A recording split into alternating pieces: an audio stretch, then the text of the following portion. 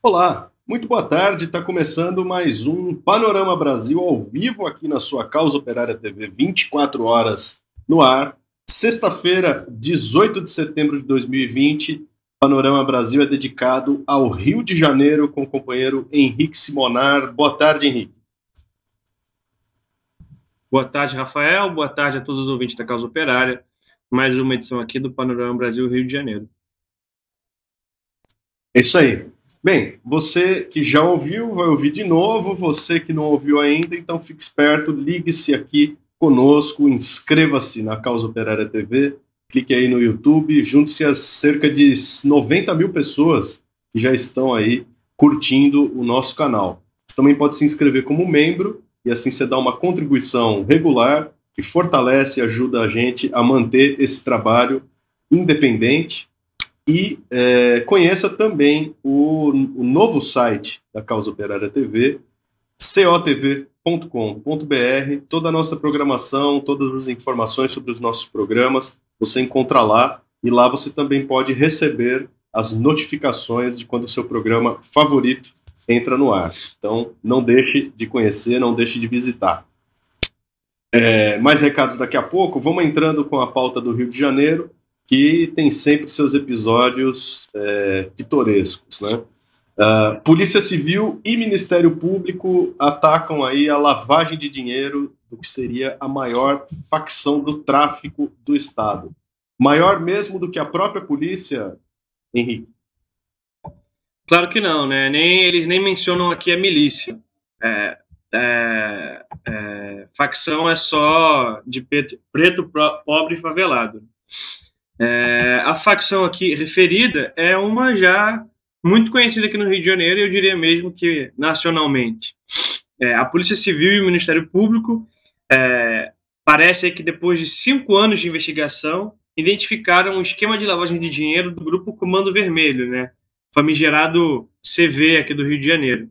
É de fato uma das maiores facções aqui presente no estado e que briga aí de igual para igual com a polícia e com as milícias aqui no Rio de Janeiro. Óbvio, sem o apoio de uma parte da polícia não seria possível que o Comando Vermelho estivesse tão forte assim ainda, né? Mas a maior parte da polícia ainda está com as milícias aqui do Rio de Janeiro, notoriamente a milícia dos Rios das Pedras, que é a maior milícia da Zona Oeste aqui do Rio.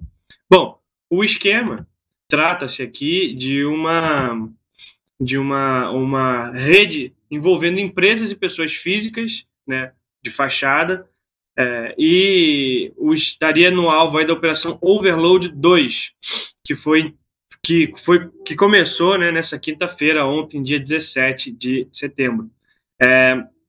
De acordo com a Força Tarefa, em um período um pouco maior de um ano, foi um total aí de 10 CPFs e 35 CNPJs que movimentaram 200 milhões aí de reais a partir de ordens enviadas de dentro do presídio. Então, vem ressaltar aqui que não vem ordem do presídio sem que a polícia esteja sabendo, né?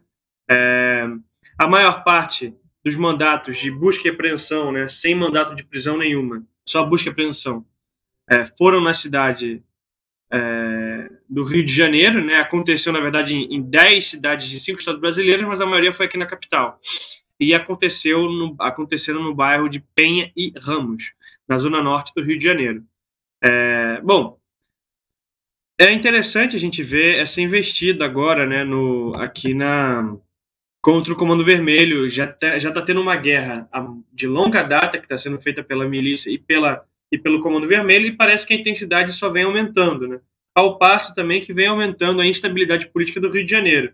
Então fica aquela pergunta se as coisas não estão interligadas, né? Bom, eu não saberia dizer exatamente como. Se eu soubesse, eu já escrevi um livro sobre isso e ficava, né, milionário. Eu sabia explicar direitinho, porém é óbvio, né? A gente vê são gráficos aí que a gente acompanha e vê que aumentam e diminuem conforme o panorama político, né? Então, o confronto entre o Comando Vermelho e a Milícia do Rio de Janeiro caminha, né? É turbulento ao passo que o é também a situação política do Rio de Janeiro. Essa semana a gente teve 2 impeachments aí, que a gente vai falar um pouquinho mais tarde, 2 processos de impeachment. Beleza, justamente, vamos falar sobre o impeachment, o destaque do nosso governo, né? O impeachment que cola e o impeachment que não cola. Vamos ver daqui a pouquinho. Agora, vamos passar aqui para um problema municipal, né?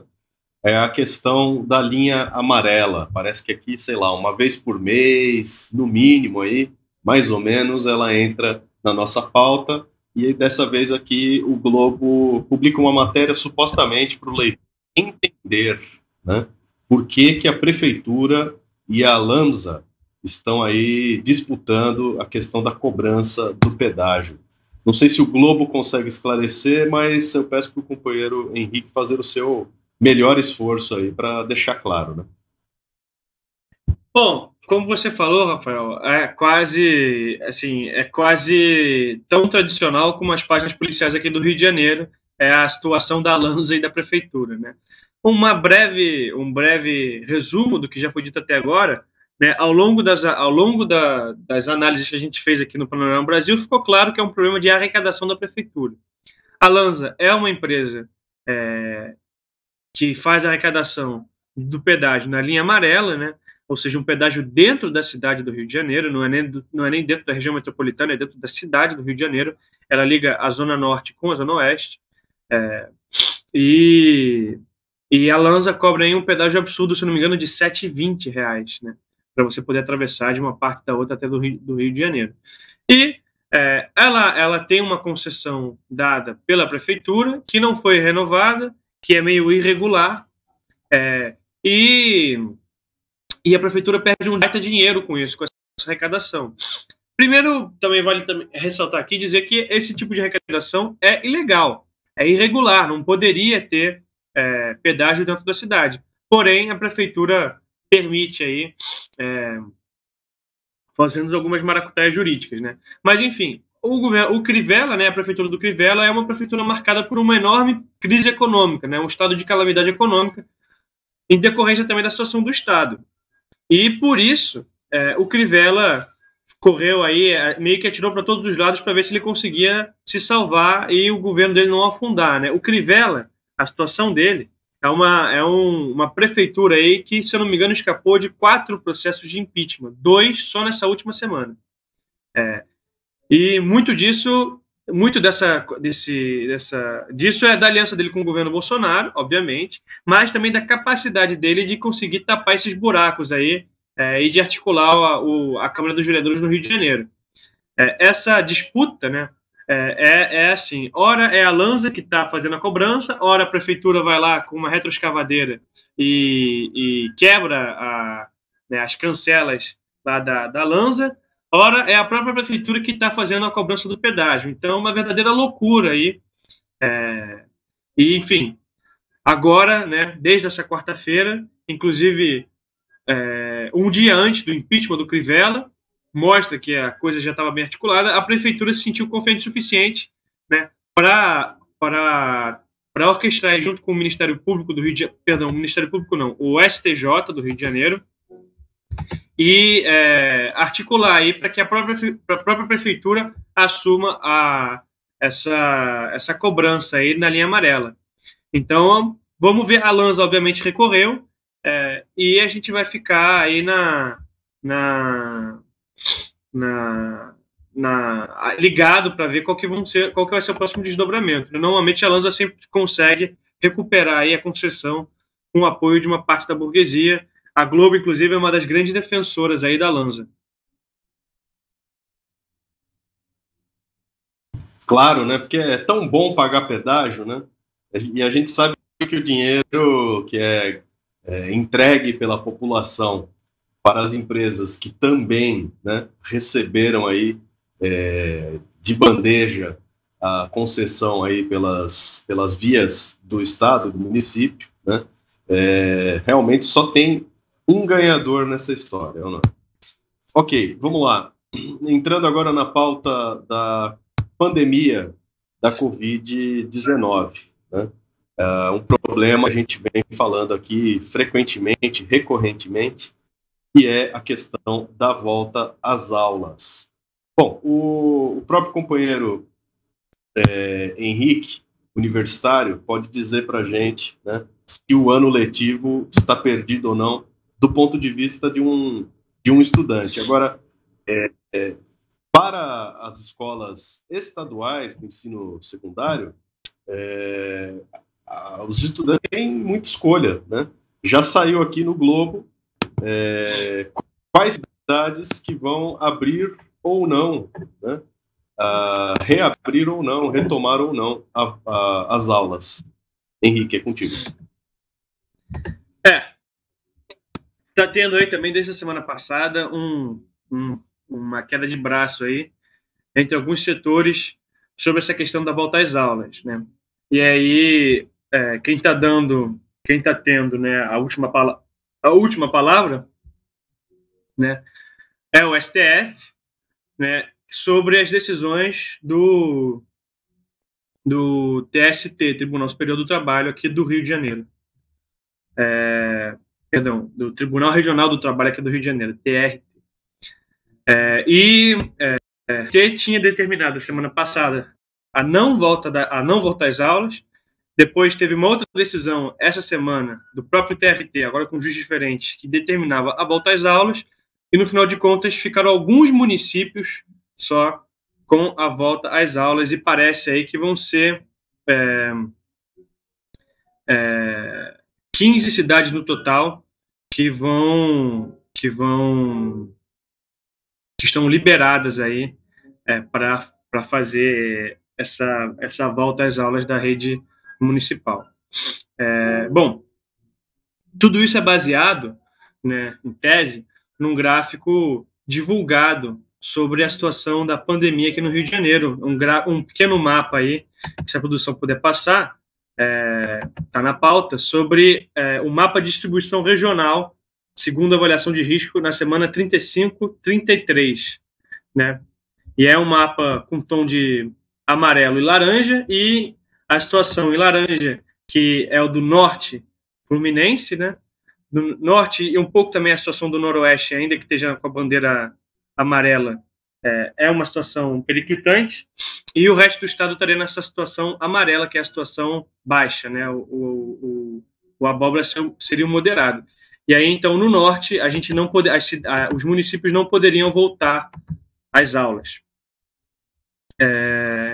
Enfim, a gente vai ficar atento aí, né? Parece que a pior situação do estado engloba os municípios de Varriçai, Porciúncula, Natividade, Itaperuna, Bom Jesus de Itabapoana, Laje do Muriané, Miracema, São José de Ubá, Cambuci, Santo Antônio de Pádua, Aperi e Itacara. São todos municípios aí do norte e noroeste que ficam ali limite com o Espírito Santo e Minas Gerais, já na fronteira. E são os municípios que não vão poder voltar de jeito nenhum. Do resto, né, todo o resto parece que, se não agora, já no próximo mês vai poder começar a volta às aulas. Pondo aí a vida de todo mundo, e obviamente que defendido pelos especialistas aí da Rede Globo.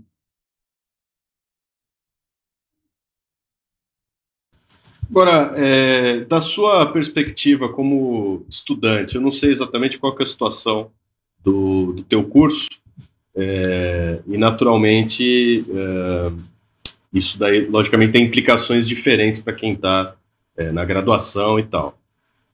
Do ponto de vista da perspectiva do estudante, faz algum sentido voltar às aulas depois de ter assistido apenas praticamente aí um mês e meio, ou coisa assim, de fevereiro e março? Tem sentido agora no último terço de setembro, com mais apenas 3 meses pela frente para encerrar o ano letivo? Tem cabimento um negócio desse? Não tem o menor cabimento, né? A UFRJ, que é a minha universidade, né, uma universidade federal, fez um calendário aí pressionado pelo MEC, completamente sem pé na cabeça, para tentar não ter muito atraso aí, ou seja, fazer 2 períodos que deveriam ser no espaço de um ano, agora todos exprimidos no final do ano e no início do ano que vem, para que no ano que vem o atraso seja pouco, né? Então a gente vai começar o período em EAD, né, ensino à distância, agora dia 30 de novembro, né, o 2020.1. Dia 30 de novembro vai começar, ou seja, você imagina aí como vai ser espremido, corrido, esse calendário. E, enfim, do ponto de vista do estudante, do professor, não faz o menor sentido, Rafael. Ficou claro que o ensino à distância não é plausível aqui no Brasil, não diria nem no Rio de Janeiro, no Brasil não é plausível. A gente viu o professor aí, eu estava vendo hoje, estava rindo aqui com a minha namorada, que ela me mostrou uma situação de uma professora de matemática que estava tendo que dar aula na cozinha para usar o azulejo da parede da cozinha como quadro branco, né? E estava lá fazendo os gráficos no azulejo da parede da cozinha para poder ilustrar para os estudantes. Essa foi que saiu notícia, né? Ou seja, é um caso isolado, não sei o quê. Não, não é, porque a minha namorada que está fazendo aí, está se formando agora em música, tendo que ter aula à distância, a professora dela tem que ir na casa da mãe para poder dar aula, porque o sinal é melhor, e lá mesmo estava sem internet, então ela teve que rotear do próprio celular, e obviamente que a aula ficou travando o tempo inteiro, foi uma verdadeira porcaria. E, assim, são casos imediatos, assim, que eu estou pegando agora. Então não faz o menor sentido a gente fazer esse tipo de coisa, prejudica enormemente os professores e os estudantes. Não, sem contar que tem aqueles que não têm, tem aqueles que não têm nem condições de serem prejudicados, né? Porque a pessoa não tem computador, não tem conexão suficiente, boa o suficiente com a internet para poder assistir, né, essa deliciosa aula à distância na cozinha. Covid-19 ainda, a região metropolitana e a Baixada tem piores indicadores e na capital há aumento de internações, é também a manchete do Globo. E aqui aparece o mapa que o companheiro se referiu. Só dá mais uns detalhes para a gente sobre essa situação, porque é um pouco, como se diz, está um pouco na contramão, pelo menos me dá essa impressão, da notícia que a gente viu em Brasília e em São Paulo, durante essa semana aqui na Causa Operária TV, em que são os bairros mais ricos que estão tendo um aumento de casos. E aqui, pelo que está aparecendo, né, a Baixada e a região metropolitana, que é a região mais pobre, né, do Rio aqui, está tendo uma piora nas indicações, né? Há também aumento na capital. Explica um pouco melhor esse cenário para a gente, Henrique. A gente tem aqui uma situação que chega a ser engraçada, né? Porque a gente está vendo aí semana sim, semana não, o Globo comemorar, soltar confete, fogos de artifício, dizendo que os números de infecção e de morte no Rio de Janeiro estão caindo bruscamente. Já na outra semana, né, vem o Globo com a cabeça meio cabisbaixo, assim, dizer, não, veja bem, tá piorando de novo, né? Parece a imagem que me deu, eu lendo o jornal semanalmente, é aquela tortura medieval que você bota a pessoa numa cadeira, você joga ela na água, depois levanta para respirar, depois joga na água de novo, depois levanta, é uma coisa assim meio... Só que o engraçado é a comemoração que se faz em torno dessas baixas, né? Que não é o caso agora. E quem lê o jornal na semana anterior fala assim, nossa, mas é a mesma situação da semana anterior. Eu aposto R$1 milhão, se eu tivesse para apostar agora, de que semana que vem, né, agora é um caso de baixa, de alta, né? Então semana que vem vai estar o Globo dizendo que os números estão baixando de novo. E aí na semana seguinte vão dizer que os números estão aumentando de novo, né?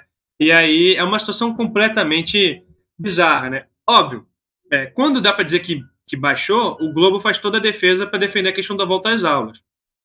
Só que tem horas que não dá, que os números começam a aumentar muito. E é o caso agora, de que a gente está tendo aí um aumento considerável. Foi só nessa quinta-feira 111 mortes e 661 novos casos de Covid, de acordo com a Secretaria Estadual. O Rio de Janeiro chegou aí a 246.843 infectados no total 17, quase 18 mil vítimas no território aí fluminense.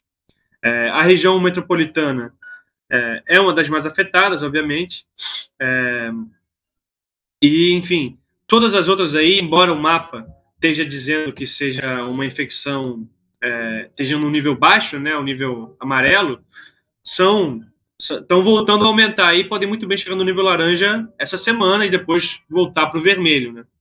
Então, tem uma outra matéria que fala sobre os especialistas, sobre a taxa de infecção nas UPAs, né, que aumentou em 11%, né, um patamar elevado e com surtos. E aí você tem 3 especialistas que descrevem a situação dessa maneira. São marolas, em tese, né, segundo eles.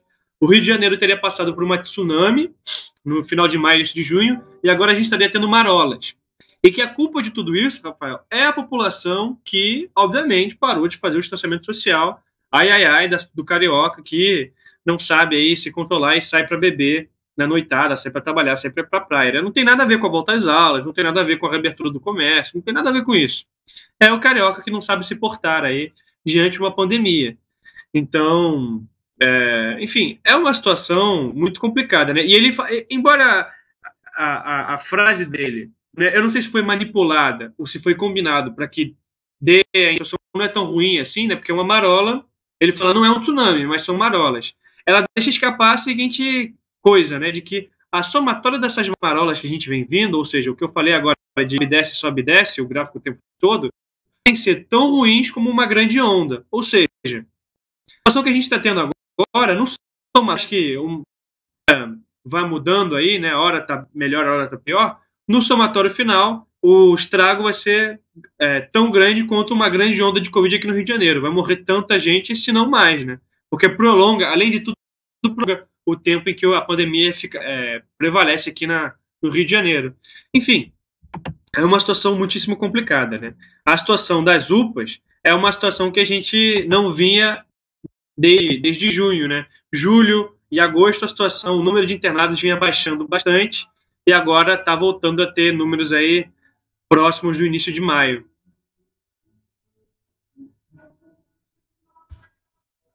Ok.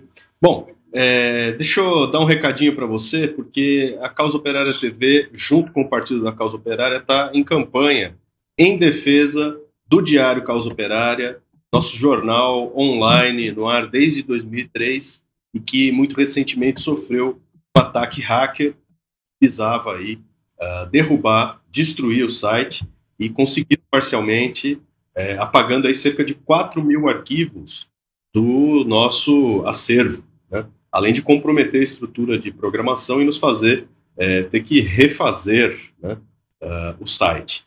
Então, a gente destaca isso daqui para você também se manifestar, colocar aí a sua solidariedade, manifestar o seu apoio, né, em vídeo, por escrito, como você achar melhor. Acesse causaoperariatv.org.br e aí você deixa também a sua solidariedade, fortalece a campanha em defesa de uma imprensa operária, em defesa da democracia operária e da ameaça aí que, com métodos de extrema-direita, vem avançando sobre diversos órgãos de esquerda, né? Lá na campanha, no causaoperaria.org.br, você sabe mais sobre isso daí. Deixa eu aproveitar também para falar para você ficar ligado, porque hoje, às 14h, tem Análise Internacional com o companheiro Rui Costa Pimenta, ao vivo.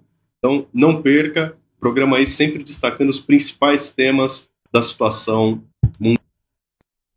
Bem, vamos agora para a nossa pauta política. Matéria do Globo que também requer interpretação de texto e de contexto. Sem mudanças radicais, Castro aposta em soluções caseiras para mudanças em secretarias. Para quem não é do Rio, né, explica essa matéria pensando para o companheiro que está lá no Rio Grande do Norte, não no Rio de Janeiro. Na verdade, eu não consegui o que o Globo quis dizer com esses 100 mudanças radicais. Isso é um código cifrado, né? Mas, pelo que eu entendi, é o seguinte: o secretário da Saúde aqui do Rio de Janeiro, ou seja, mais o quarto, se não me engano, né? entregou um pedido de exoneração do cargo, né? O quarto que sai, né? Não o quarto que pede exoneração. Acho que dois pediram para ser afastados e 2 foram afastados aí. E, enfim, está dizendo aqui que a pasta já teve 3 titulares durante a pandemia e teve um deputado agora que era o cotado que recusou a vaga, né? Ou seja, 4 indicados no total. E aí o governador em exercício, o Cláudio Castro, vice do vídeo, o bom cristão, segundo aí a matéria da Rede Globo que a gente leu 2 semanas atrás, né? O cara que vai lá, faz o coro da igreja, né? Que não é bélico que nem o Witzel, né? É quase um poodle, né? Segundo a própria matéria da Rede Globo, né? Um bom menino. Começou então a fazer mudanças no seu primeiro escalão, né? Já está agora 2 semanas no cargo e recebeu agora o secretário de Saúde entregando o pedido de exoneração. E o Globo, né? Ele vai ficar aí sem mudanças ele está sendo um cara que veio para aí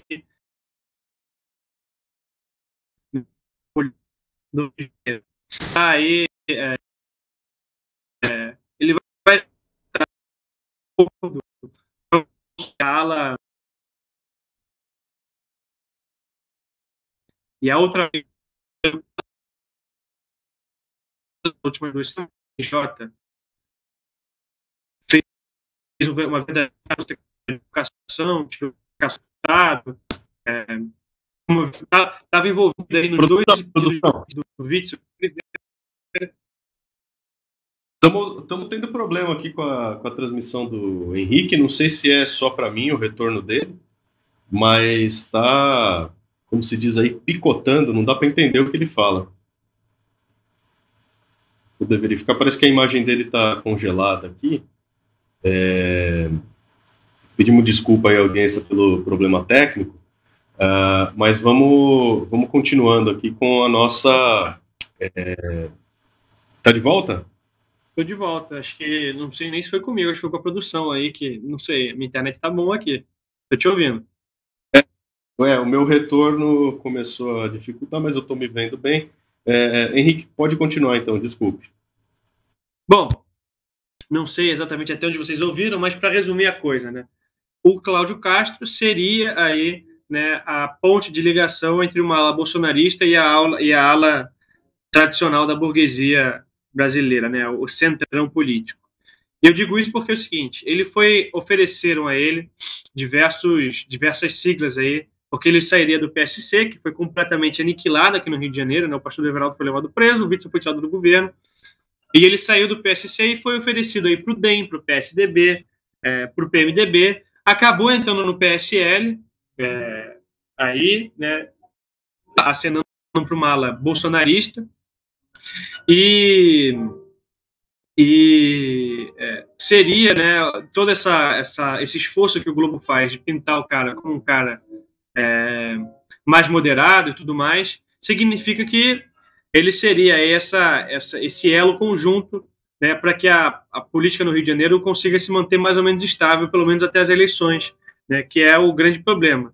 Porque, enfim, o exemplo que eu dei, né, é que o Ministério Público esteve envolvido aí em 2 impeachments e fez uma verdadeira varredura aqui do estado do Rio de Janeiro. Tirou o secretário da Educação, caçou uma das deputadas mais votadas do Rio de Janeiro, que era ligada a secretário da Educação, a Cristiane Brasil, e por assim vai, né? A política carioca virou um verdadeiro faroeste. E essa matéria, né, com esse tom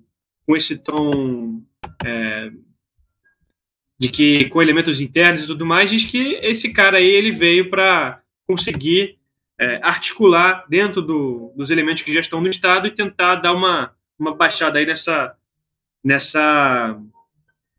guerra. Só ressaltar uma coisa, Rafael, que é o seguinte, a guerra dá uma acalmada e quem sai vencedor é a ala bolsonarista, né? Não que a outra ala esteja derrotada, mas é a ala bolsonarista que conseguiu tirar aí o Witzel e que trouxe o vice do Witzel para o seu partido. Então isso tem que estar claro aí para os telespectadores, né? Não é um empate. Então não é uma vitória total, não é uma derrota total, mas também não é um empate. Bom, o relatório do prosseguimento do impeachment do Witzel está aprovado na Assembleia Legislativa, né? Ao mesmo tempo que o impeachment do Crivella está aí parado, né? Foi barrado, segundo a imprensa, na Câmara do Rio de Janeiro. Por que a degola em um e por que seguram o outro? O Crivella, ele tem uma base social real, né? O Crivella, ele é fruto de duas coisas. Ele é fruto de uma ala conservadora, né? Uma ala cativa da igreja, né? Que é expressiva aqui no Rio de Janeiro, né? E que com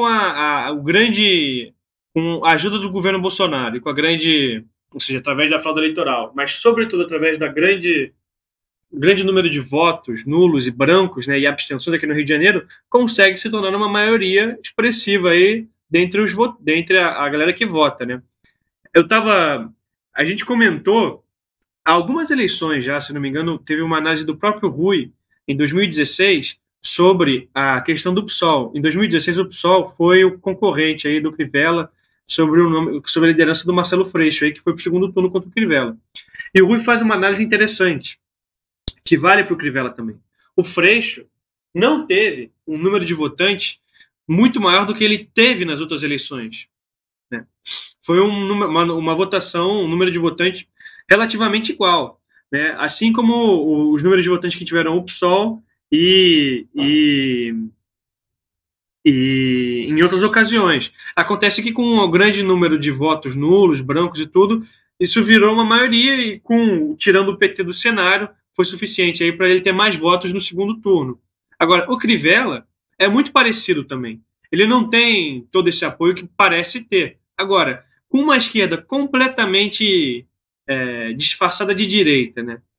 E com essa situação completamente caótica, pouquíssima gente estão indo votar, está um verdadeiro caos da política brasileira e o pequeno apoio aí, quer dizer, a base social que tem o Crivella na igreja e com o apoio dos bolsonaristas é suficiente para fazer ele ganhar as eleições, né? Por isso que o Crivella segue forte, por isso que o Crivella consegue articular para escapar de 4 impeachments, coisa que o Witzel não teve, porque o Witzel perdeu completamente o apoio dele com a família Bolsonaro, e o Witzel nunca teve base social nenhuma, né? Até o pessoal que votou no Witzel não sabia o nome dele nem depois de ele ter assumido, né? Eu me lembro, é um episódio que eu gosto de contar, no dia que teve a votação do segundo turno aqui no Rio de Janeiro, eu estava na rua, conversando aí com um contato do partido, e as eleições, a gente estava num bar lá discutindo, e a gente estava acompanhando as eleições, a apuração de votos, né, pela televisão do bar. E aí estava lá, ao mesmo tempo que tinha as eleições, a apuração para governo do Estado, tinha, né, para a presidência da República. E aí os bolsonaristas começaram a comemorar a vitória do Bolsonaro, e aí um dos bolsonaristas virou assim para o outro e falou: e no Rio de Janeiro, quem ganhou? Foi o Paes? Aí o outro olhou assim para ele e falou: não, foi aquele outro lá, aquele cara lá, aquele juiz lá do Bolsonaro. Ou seja, o cara provavelmente parecia ter votado nele, estava feliz com a vitória dele, mas nem o nome o cara sabia, aquele juiz lá do Bolsonaro.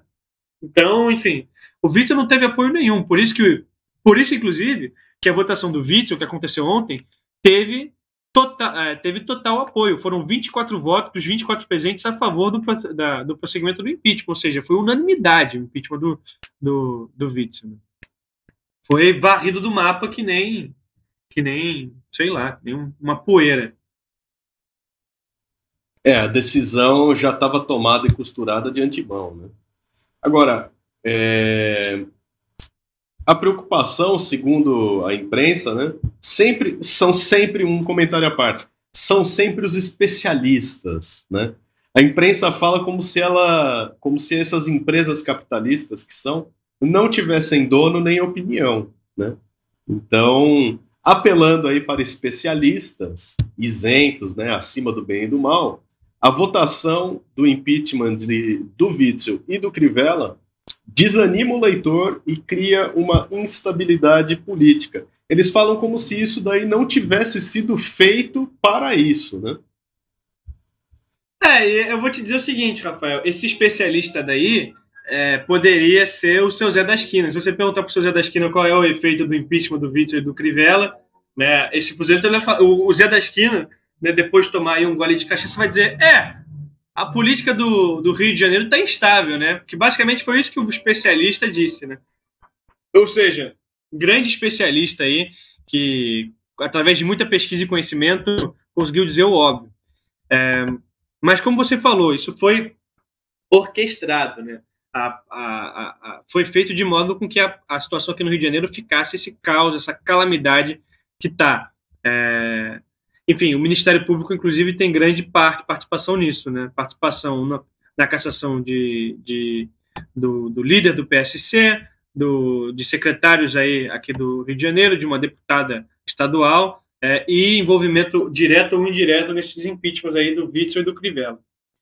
Mas, enfim, para os cientistas políticos ouvidos pelo Globo, né, um deles é da PUC e o outro da UFRJ, né, universidades aí que, obviamente, representam, né, não é nenhuma universidade, são nenhumas universidades marxistas, né, ou coisa que o vale, escolhidos a dedo, inclusive, esses especialistas dizem o seguinte, né, que para o Ricardo Ismael, da PUC, a atuação e o fortalecimento do órgão de controle como o Ministério Público poderá determinar o rumo das eleições municipais em novembro. Ou seja, né, as eleições de novembro vão ser altamente controladas aí pelo Ministério Público, que esteve responsável, repito aqui mais uma vez, diretamente pelo impeachment do Witzel, indiretamente pelo impeachment do Crivella e pela cassação de secretários e deputados estaduais. Ou seja, as eleições de 2020 para a prefeitura vão ser uma total farsa, né, como foram de 2018, mas num nível ainda maior, porque o faroeste está pior ainda, né? Chegou naquela hora assim do filme, né, o clímax do filme, né, do tiroteio, que os dois lados lá já estão com 3 capangas sem um braço, um já morreu, já está um monte de corpo pelo chão assim, e enfim, já tá aquela cena assim de final de filme já, e quem saiu vencendo são os bandoleiros aí do Ministério Público, né, que vão controlar completamente as eleições do Rio de Janeiro, né? Pelo menos é o que dizem os especialistas, né? Quem sou eu para dizer o contrário? Tá certo. Obrigado, Henrique Simonar, pelas informações e a análise no Panorama Brasil de hoje.